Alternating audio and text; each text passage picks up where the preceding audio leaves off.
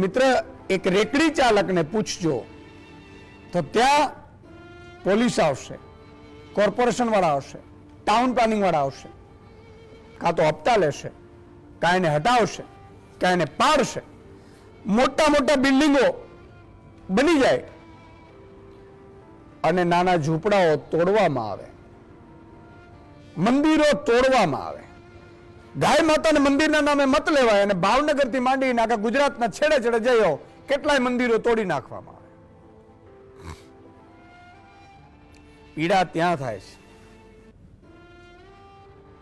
કે કાં તો તમે પાલન કરો, અને પાલન કરો તમે એવી રીતે તો બીજાને પાલન કરાવડાવો. આજે દુઃખ એ વાતનો છે કે એક એક્ઝામ્પલ આપું કે માન લો એસપી હોય, એ દિવસના 50 લાખની બૂચ મારતો હોય અને પછી કોન્સ્ટેબલને કહેવા જાય કે 100 રૂપિયા તું ના લેતો,